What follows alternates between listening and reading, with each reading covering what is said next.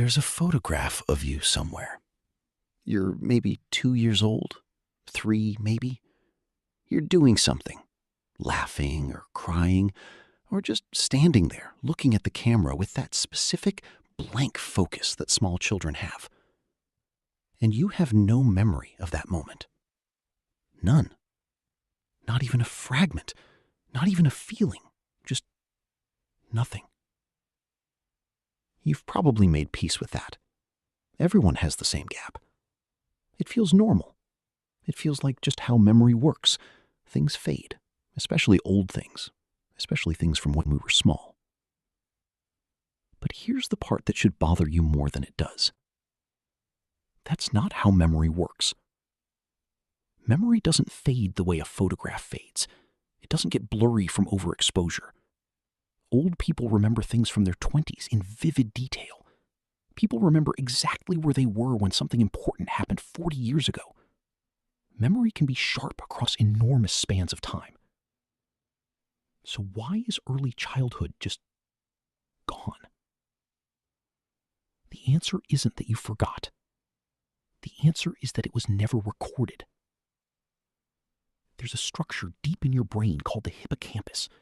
It's the part responsible for converting what's happening right now into something that can be stored, retrieved, revisited later. It's the thing that takes your experience and turns it into a memory. Without it, you live in a permanent present. You can learn things, you can feel things, but nothing sticks. Nothing becomes yours in the way that memory makes things yours. In the first years of life, the hippocampus isn't finished.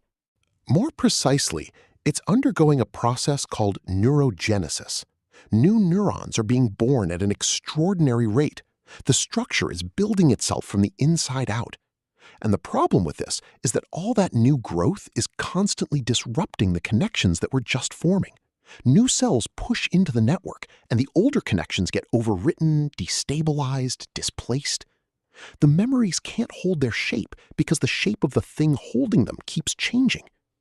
So when you were 2 years old, sitting in that moment that someone photographed, you were experiencing it fully. You felt something. You heard something. There was a version of being alive happening in that small body. But there was no mechanism to preserve it. It wasn't stored. It was experienced. And then it was gone. This is called infantile amnesia. Every human has it. Most mammals have some version of it. It's not a disorder, it's not a symptom, it's just a feature of how brains develop. The gap usually ends somewhere around age 3 or 4. That's when the hippocampus stabilizes enough to start forming durable autobiographical memories. That's when the recording begins. But think about what that means.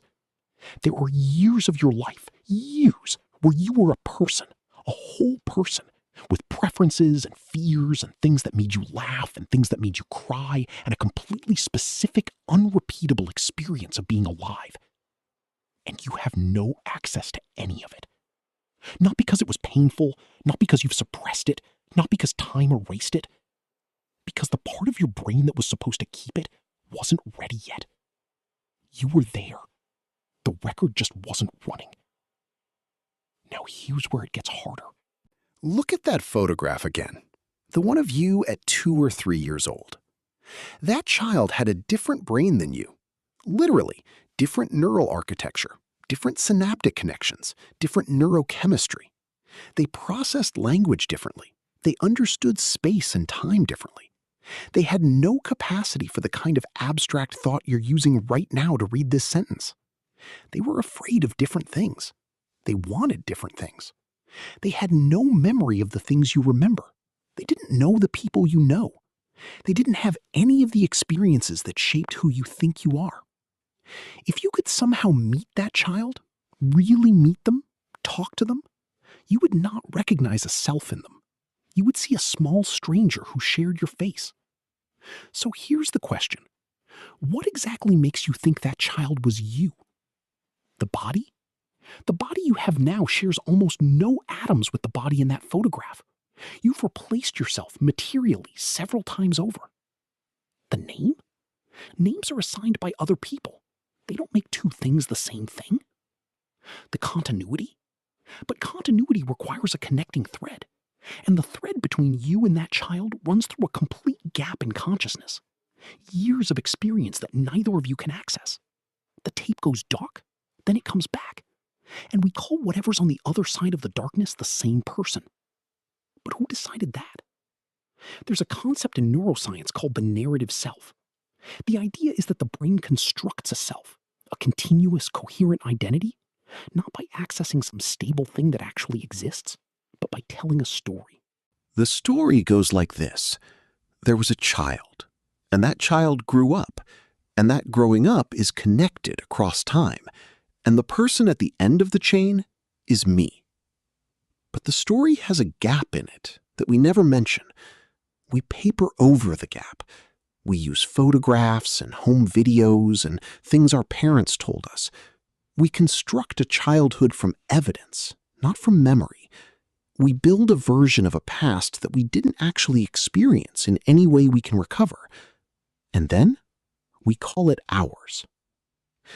Psychologists call this confabulation, when the brain fills in missing information with plausible-sounding material without any awareness that it's doing it.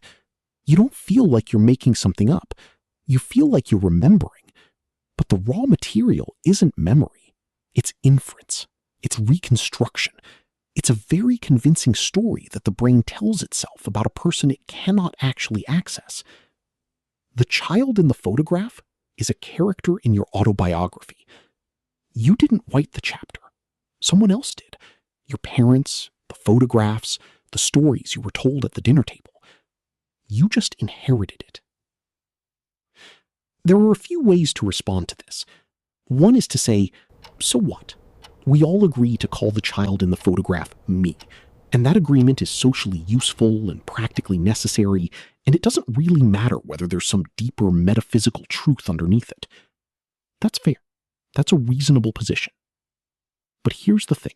If you accept that you and the child in the photograph are the same person, purely by convention, by agreement, by the story, the narrative your brain assembled from evidence, then you have to at least consider the possibility that all of your continuity works the same way. Not just the early gap, all of it. You at 20 and you at 40. You yesterday and you today. You before something changed you and you after. The brain is always telling the story.